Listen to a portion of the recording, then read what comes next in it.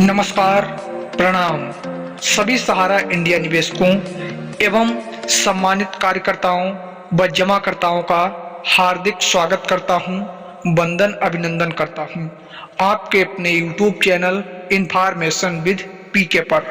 मैं हूं पिंकू कुमार प्रजापति और आप देख रहे हैं इन्फॉर्मेशन विद पीके। दोस्तों, सहारा इंडिया में यदि आपका पैसा फंसा हुआ है सहारा की किसी भी सोसाइटी में, तो आपके लिए काफ़ी इम्पोर्टेंट खबर है।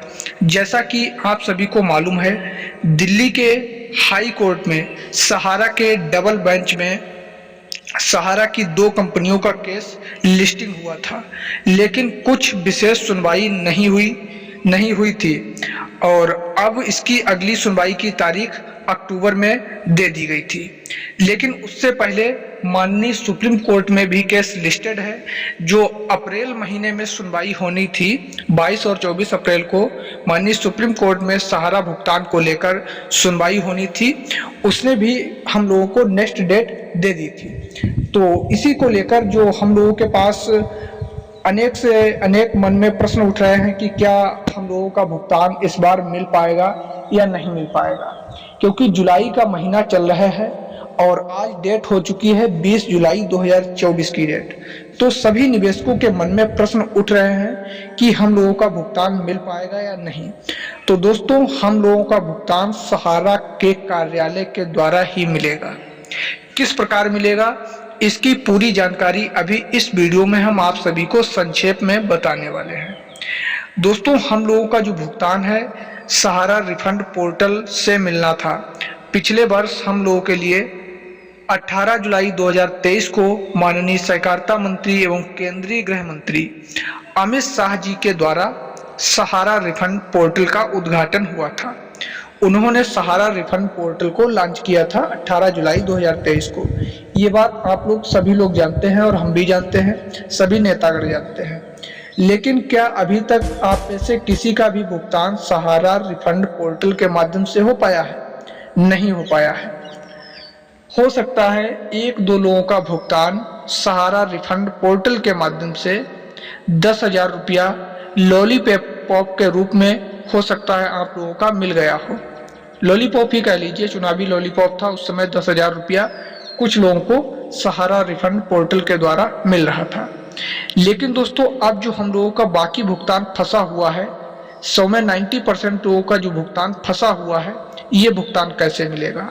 ये भुगतान सहारा के कार्यालय के द्वारा मिलेगा। तो आइए जानते हैं पूरी हकीकत क्या है, पूरी जानकारी क्या है। तो जानकारी जानने से पहले आपसे एक छोटा सा अनुरोध करते हैं।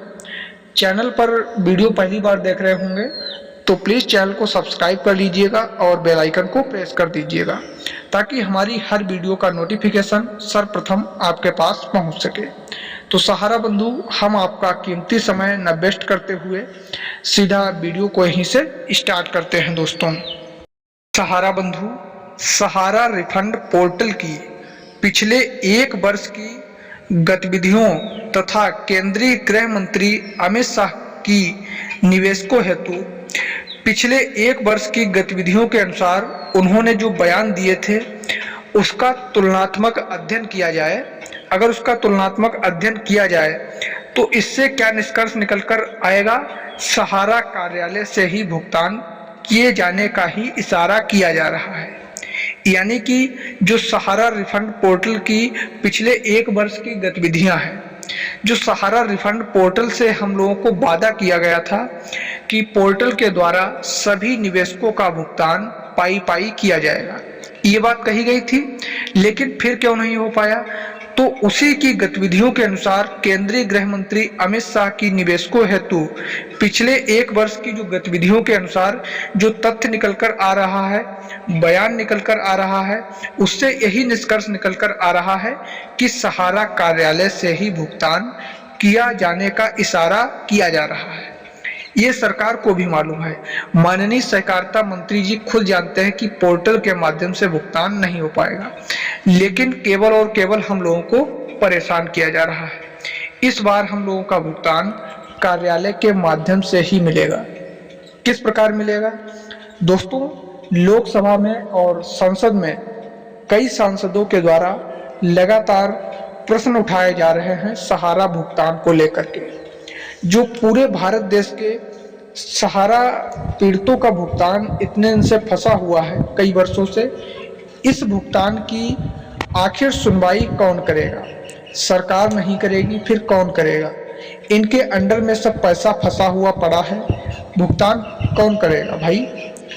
तो दोस्तों, इसीलिए ये जो तथ्य निकल कर आ रहा है, ये भुगतान कार्यालय के द्वारा ही होगा, ऑफिस के माध्यम से ही होगा। लेकिन दोस्तों, जो हम लोगों को सितंबर महीने में माननीय सुप्रीम कोर्ट में जो डेट मिली थी सुनवाई के लिए, 4-5 सितंबर को इस केस की सुनवाई होनी है। उधर कई संगठन लगातार वर्क्स कर रहे हैं, भुगतान को लेकर के अपनी सहभागिता निभा रहे हैं, चाहे वो संयुक्त ऑल इंडिया जन आंदोलन संघर्ष न्याय मोर्चा के राष्ट्रीय सचिव अभयदेव शुक्ल जी हों, या विश्व भारती जन सेवा संस्थान के राष्ट्रीय सचिव नागेंद्र कुशवाहा जी हों, या विश्व भारती जन सेवा संस्थान के राष्ट्रीय अध्यक्ष जनार्दन मिश्रा जी हों। तमाम लोग जो है सहारा इंडिया के पीड़ित निवेशकों हेतु उनके भुगतान के लिए कई प्रकार से अथक प्रयास कर रहे हैं। और हम लोगों ने भी इस बार दिसंबर और जनवरी की कड़ाती ठंडक में जो हम लोगों ने प्रयास किए हैं, आंदोलन किए हैं, उसका फल अब हम लोगों को जल्द ही मिलने वाला है।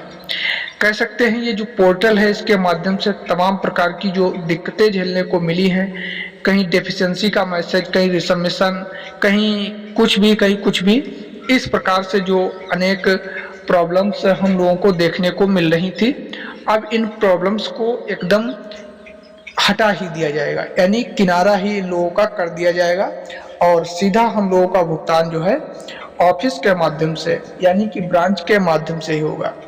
एक बार आप लोग ये बताइए, अगर हम लोगों का भुगतान सहारा के ऑफिस से हो, क्या ज़्यादा वक्त लगेगा?